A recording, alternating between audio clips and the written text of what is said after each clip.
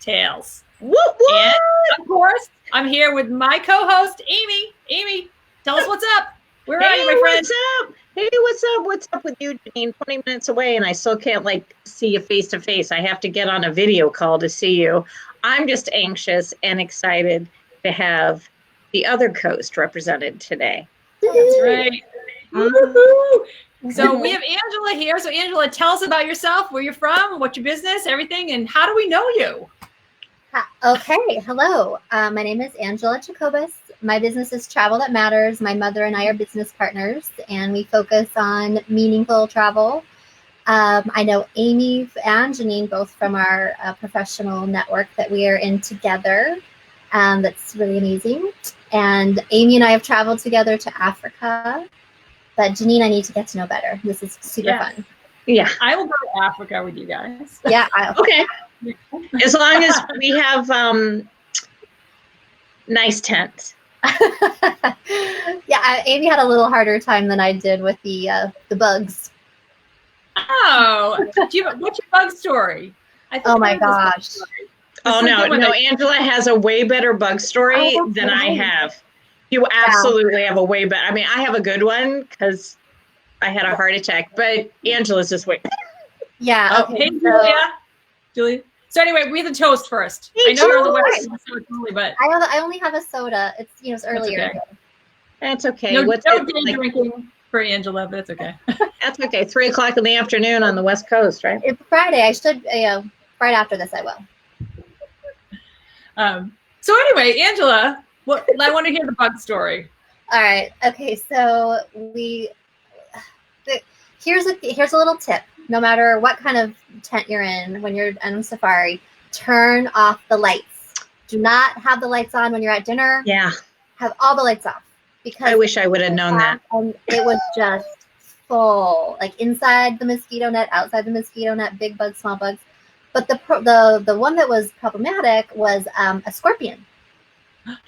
I was walking from the bathroom area to the bedroom area, and there's this little, this black scorpion. And my mom has spent a lot of time in Nicaragua, and there's scorpions all over the place. So she's an expert scorpion killer. So I made her kill the scorpion.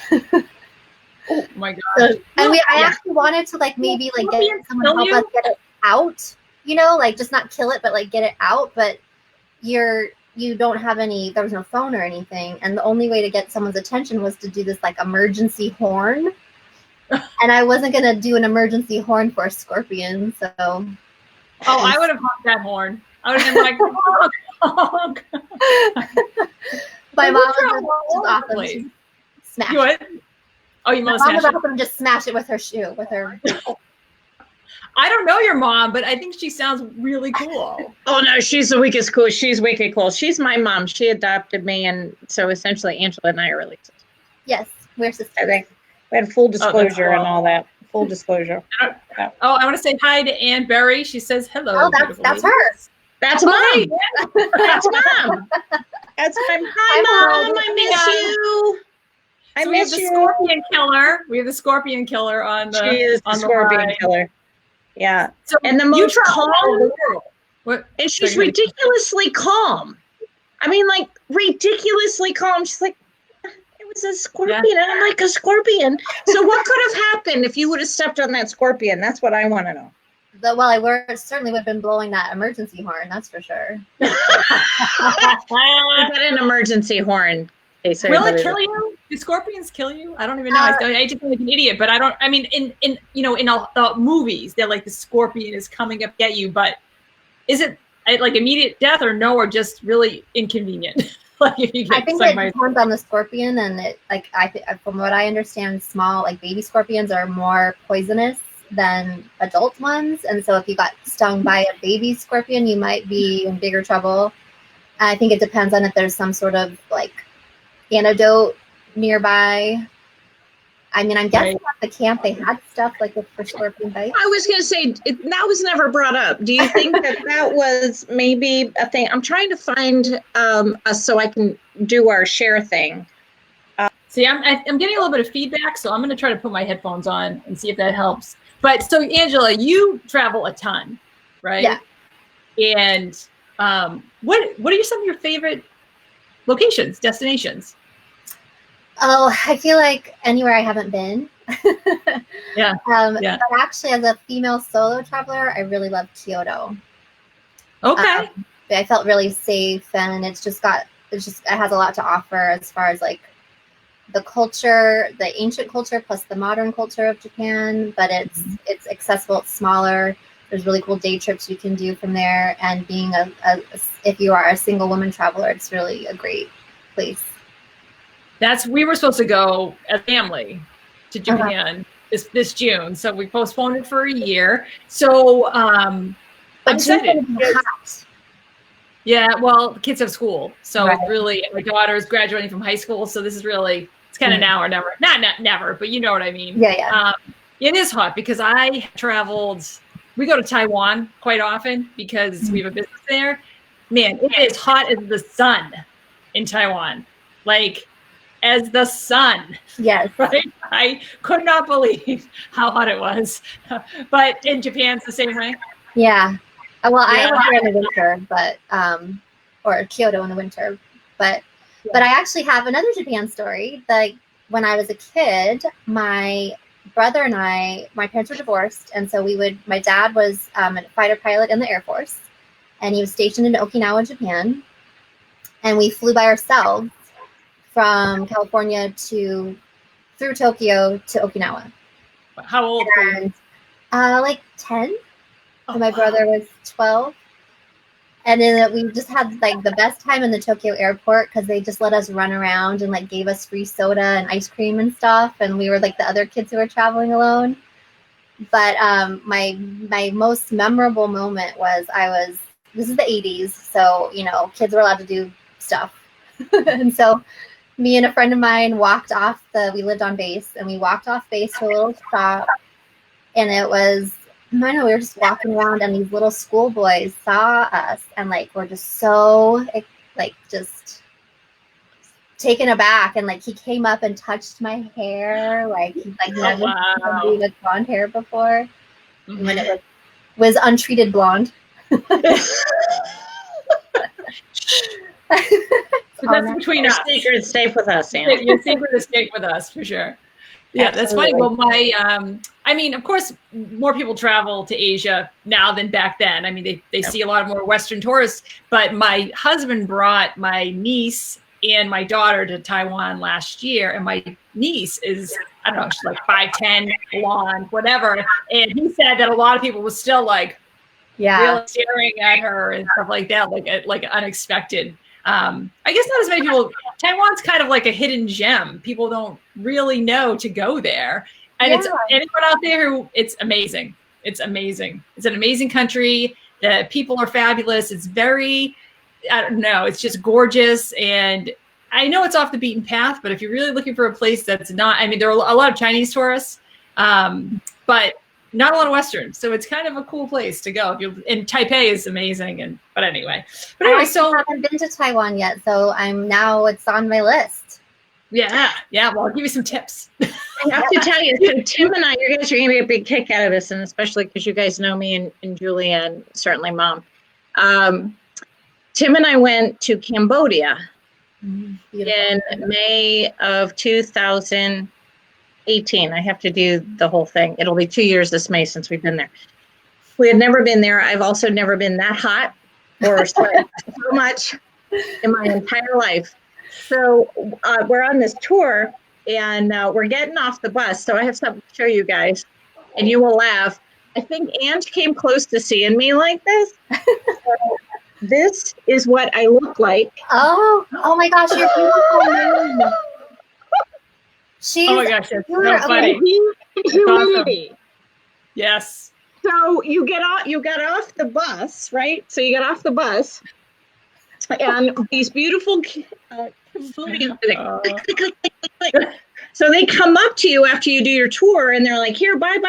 And I'm like, "Tim, if you buy that." So I said, No, thank you. It was like 50 cents. And I'm like, no. I didn't find out until we got home that he actually purchased that. That's awesome.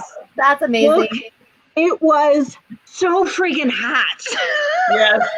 Yeah, I was saying that Taiwan, hot as the sun. It was Oh, hot as I the have never sun. been. I have never been that Hey, hot or guys, sweat I'm that much. gonna come right back because I don't have my charger near me and I'm gonna run out of power. So Uh-oh, talk amongst yourselves. I will No be back in problem. 4 seconds.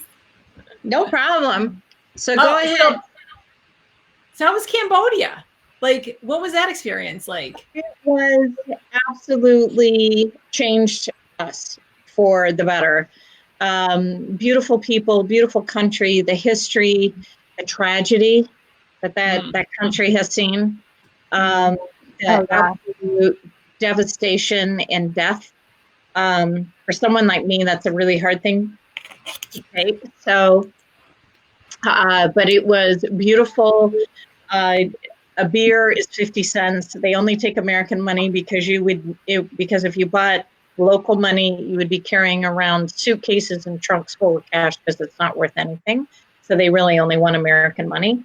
And so we just had an experience unlike anything you can ever possibly imagine. It was beautiful. It really, really was. I would go back there tomorrow if I were allowed, but I would absolutely do it again.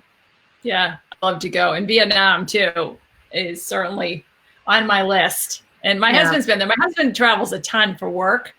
So the nice thing about going to Japan is it's actually one country in Asia that he has not been to.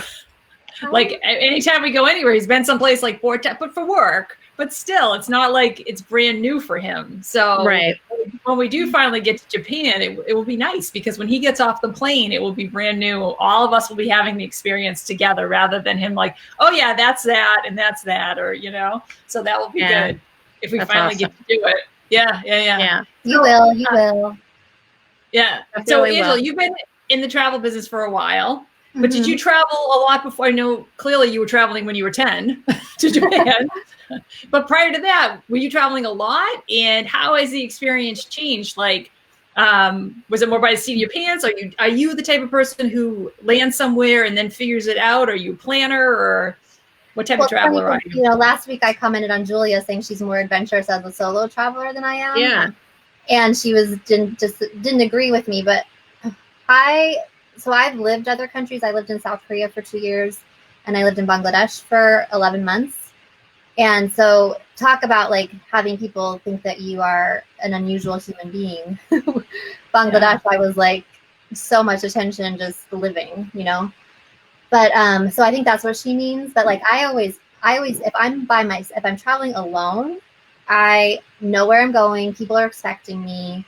Like I'm very, very careful about like making sure that I'm not in danger, I guess, like as far as like I like really pre-plan where I'm staying, and I might stay in a hostel, but I've done all my research on it,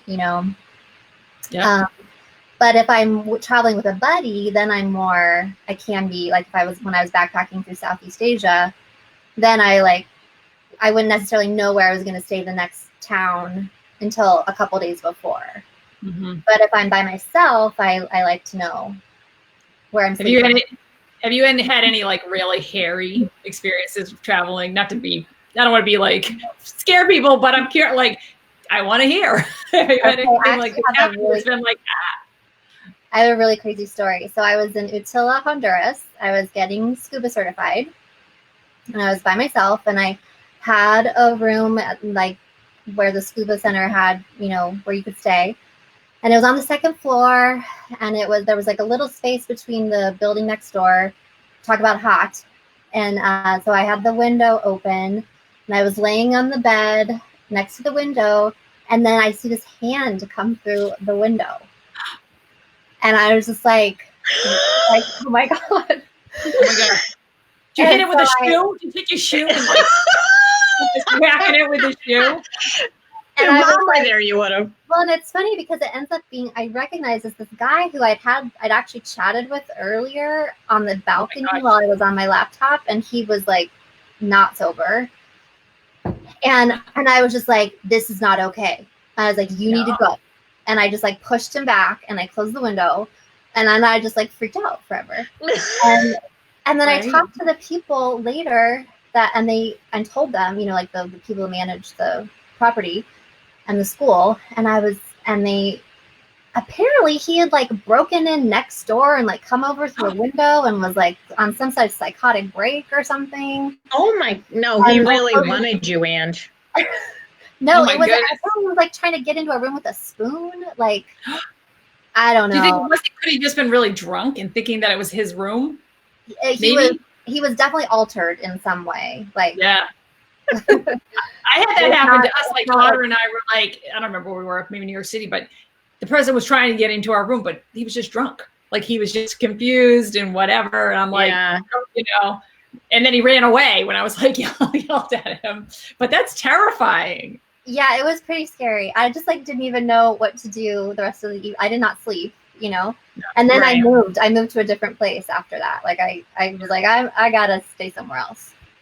Yeah. Well, I've heard about hotels that like have like women only floors and things like that. Have you ever stayed at a place like that, or is that really a thing, or is it? No, I haven't stayed. I mean, like if you're in a hostel or something, they have co-ed or non-co-ed spaces, and I've stayed in both. Yeah, there's some stories I could tell you about the co-ed ones that I'm not going to on like we'll talk about it later. Right, it's a family show. This is a family show. It's a family show. Doesn't need to be. Yeah, you know, I have similar experiences, but from a long time ago, I haven't stayed in a hostel in a long time, but I bet I have similar experiences, you know, because people, I don't know, they have no shame or they have, I don't know. On vacation, yeah. People have needs, people have needs. I agree, but they don't need it right that second. That's all I'm saying. Right that second with me. That's not even what I'm talking about. I'm talking about stuff that you'd be like, what? Because people are weird. Because people are unique. That's all I have to say. Yeah. Absolutely. Yes. Absolutely. Yeah. So I want to hear, Ange. So I asked Jules the same question last week. So I'm going to ask you the same question. So tell me why solo travel and what does it take, or I can't imagine. I mean, I suppose I could now, but I couldn't imagine as a younger woman traveling alone internationally. Right. So where does that come from? How did you do it? And how did you feel okay with it? Or did it have to go back because your dad was in the Air Force? Well, I do think it has something to do with like that super young experience of being the other, you know, like being so out of my culture that was so young that I experienced that is not a frightening thing to me. Like I love it, you know. But my first time solo traveling, it took me a lot to do it. I was always admired women who did, and I just couldn't figure out how they could, like what you're saying, like how do you have the guts to do that? Like, right. So I was working a corporate job, and I managed to get 4 weeks off, and I planned a solo trip for myself to France, where I spent a week in Nice, 2 weeks in Paris, and doing language courses and homestays. And then I did a week in near Avignon, doing a volunteer program rebuilding castles. That's cool. That's cool. That is cool. That is really cool. So I didn't know that about you. And this is like before the internet, really. Like it was all like looking at books from the bookstore, you know, like. Yep. I remember that. Yes, that's how I did my trip too. Like, it's so funny. Think about it. I mean, there was internet, but it wasn't like, you know. Mm-hmm. And so that obviously, you know, was just like life changing. Yeah. But again, like I knew, like I would had a place to stay. People were expecting me. I had built in kind of a social, like, because I get lonely. That first night in Nice, oh my gosh, I was like, what did I do? Like, why did I decide to do this? I have no friends. I have no friends. Nobody likes me in France. Yeah, and like really, like that first week was kind of rough because I was older than the rest of the students for the most part, and like there was like these really cool like European girls that, you know, but nothing to do with me. How old were you? I just hear. How old were you when you did that? I think I was 30. Okay. Yeah, that's cool. That's awesome that you did. Yeah, that's awesome. Yeah, definitely. But then when I got to Paris, I met, like, I still am good friends with this woman from Brazil that I met, that she lives now in Spain, and I saw her in Spain a couple years ago.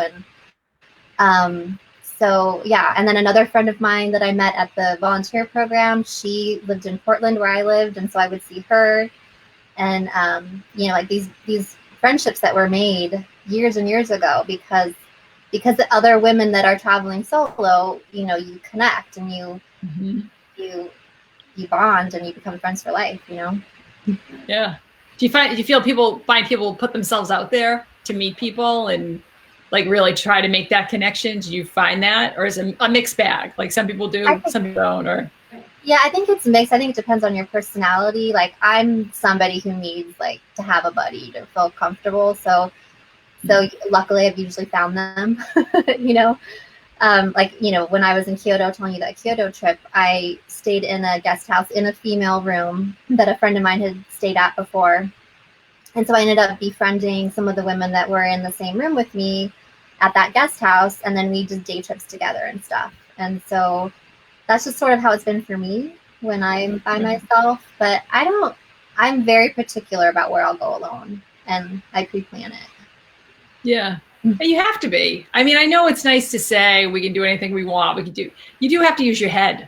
I mean, you have to use your head. You have to be smart. I mean, we've all been in situations where afterward you're like, oh my gosh, thank God I got out of that. Right? Yeah, because it was hairy and it was not good. And I don't know why, but you still have to use your head. And it would be nice if we could do anything we wanted all the time, but right. Well, like now, if I were to go by myself somewhere, it would probably be on like an expedition cruise. Like I wouldn't, because I'm built into a group, and you know, I'd make friends on the ship, and you know, and I'd be having this experience that I want to have my way, but I'm not doing it alone. Right. Do you have a bucket list trip right now that you would do? Antarctica. Yeah, me too. 100%. Yeah. Yeah, mine's actually gorillas. I know. I do. I want to see the gorillas so bad. That is like the thing for me. Yeah. When I will get there, I will at some point. You know. Yeah, definitely. Absolutely. Do you have Antarctica in the like rotation, or just kind of in the future sometime? No, not yet. And also, for me, anything with animals. Like I love. Like I'll go back to Africa in a heartbeat. I would love to do that. Gorilla trekking, that's high on the list for sure.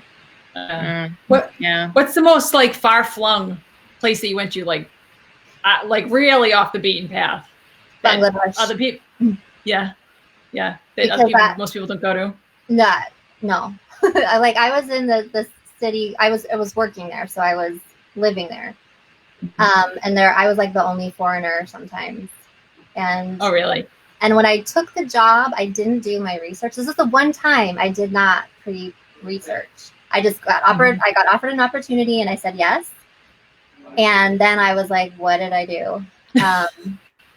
And it was like, no. It's a Muslim country, so no alcohol, so no bars, and so like no place to meet other foreigners, like, and just a place where there weren't really foreigners. And so it was a very very isolating experience. I spent a lot of time being alone, and it was very challenging. But in retrospect, such an amazing experience that I would not trade at all. Oh, I bet. Yeah, I bet. Sometimes the most challenging ends up being the most meaningful. Yeah. Even though it's hard at the time, you think about it, and you're the only one you know who can say that you lived in Bangladesh, right? You know what? That reminds me. Okay, so there was a woman that was working with me, and she was from England, and she and I went to it was during Eid time, which is like a big celebration time, and so we took a vacation and we went to the Chittagong Hill Tracks. And it was an area that was actually like maybe not safe to go to supposedly, but we did our research and we confirmed with people that it was okay to go there. So we went, and there was one day that I wanted to do this hike into this village, and my friend didn't want to go with me. So I got a guide to go with me, because it was one of those things where it's like, are they going to be okay with me just showing up in their village or not? And so the guide took me in, and it was a little bit like, I don't know if they really wanted me there. But they made this jewelry, this really cool jewelry, these necklaces from beads. And so I bought these necklaces there that I'm like, I really don't think that many people have ever been to that village. You know, like a handful. Right. Right. Certainly no one I know has ever been or will probably ever go. Right. That's Right. amazing. Right. That is amazing. And so when you walked in the village, what was the reaction to you? How did they react? So this is one of the things that when I think about having cultural experiences in other countries, like I think about this a lot. Like, were they being exploited in any way, or like are they being is it like a fabrication of some kind just put on for me to, you know? I didn't feel that this was that way, but it kind of felt like, I mean, like the kids were playing cricket just as they would. The women were very reserved, not warm. Like most of the people I met in Bangladesh were super warm and super like, you know, wanted to get close to you and like stare at you and ask you questions even though you couldn't answer them, you know, and these women were much more protected, I guess would be the word that I would say, where it felt like I wasn't really like everywhere else I was like, come, and these women were like, here's our jewelry. Right, like they're like giving you the hairy eyeball. Yeah. But do you think you had a guide? So did a lot of people go in with guides? Like, I know it's super important to be culturally sensitive and really be careful about the exploitation piece because that's everywhere. I mean, like really with animals and with children and, you know, and making sure that you research and know the tour companies that you work with, right? Exactly. Yeah. But so you felt that way. But would you do it again? Yeah. I would say I don't regret that I went, but I wouldn't necessarily recommend it highly. I would just let somebody else kind of know you know, maybe because like and another time we went with a guide and they invited us into their house and we sat down and I think there was an expectation that maybe we would like buy something from them, but it didn't feel fake, you know? Right. Yeah. To help them out. We think about that's their bit. That's how they make a living too. So, you know, and I guess it's not much different than you have like a company like Eat With, right? And they set up those meals and all over the world and you do pay for that. And I'm sure the people are very inviting and welcoming and everything, but it is a transaction. It's not right. Absolutely. Right? Absolutely. You know. Well, in the beginning of our business, my mom and I took women to Nicaragua and our whole thing was like trying to connect with these women's co-ops that it was a mutual exchange where it wasn't like we were coming in to save them. It was that they were offering us something. Like they taught us how to make jewelry and like we went to one place that was outside of a dump where they lived and we made jewelry from recycled snack bags. And then in another place in the mountains, we made jewelry from seeds. And we did, you know, we like gave them materials and we did things to kind of support them. But it's definitely a two-way interaction. It wasn't like coming in to save ya. Yeah, I think that's better. Yeah, that's a better. It's a give and a take. Absolutely. Yeah, absolutely. Because we're going to participate and they're going to teach us something about their culture, the area. One of the most profound moments I ever had, and Angela will be able to probably tell this story better than I can, is the recycling of, she knows exactly what I'm going to bring up. And I want you to tell that story. So when Ange and I were in Africa, they have a recycling center. And so they collect all the cans, right? So soda cans, beer cans, all of that. And they have to make them small. And then they sell them. They take them down the river. And then they sell the metal to another country. Make sure I have this right, Ange. So, right? I don't remember that detail, but yes, Yeah. So they have to make them small so they can fit more in a bag, right? Because they have to take it somewhere and it's not easy to take it. Right, exactly. So they have to get it down the river and they have to get it somewhere. And then I won't say who was buying them. I remember this very well. And so anyway, they buy them for the metal and all this kind of stuff. And they could recycle so they get, say 5 cents per can. And the only way to do that was to take it to X, Y, and Z place. So the only way to get more money, they had to make the cans smaller, like we would stomp on them or whatever, but they had to make them super, super, super small so it could fit them in, and they don't have recycling ability. So there were kids and women who used rocks to smash the can. So they had this one thing that would squish them only so far, and then they take the can out. I'm not kidding. They take the can, one can at a time. They take the can out, and then they would take a rock and pound the can to make it as flat as they possibly can to fit it in the bag so they could take it down the river to get the 5 cents per can or whatever it was, the amount. And then they brought the money back to the little city town, so village. And so anyway, that was one of the most profound things I remember about that trip, was just standing there in awe in the African sun as these women who did a really good job pounding the rocks, and they were paid to do it. Yeah. Yeah. Yeah. Such an incredibly different way of life. Yeah. So did I tell that story? You did it way better than I would have. Yeah. Oh. Yeah. Well, I think it's, you're showing too that it's important that people see that too and experience other cultures. It is important. Bring your kids and things like that, because we get so into our own lives, and we don't have any other experiences, and really you don't appreciate what is happening in the rest of the world and how fortunate we are in this country, even though a lot of people are struggling right now. I know that. But really, compared to a lot of other places too, we're not struggling compared to a lot of places that the three of us have been, for sure. Right. Yeah. Well, even that trip to France, just being in like the smaller apartments of Europe, and like there was a guy that worked at the volunteer project that I had a crush on, and he took me on a little date. But he had. I want to hear more about that. But the car he had access to was like a piece of what, and he had to like hotwire it to even get it to start.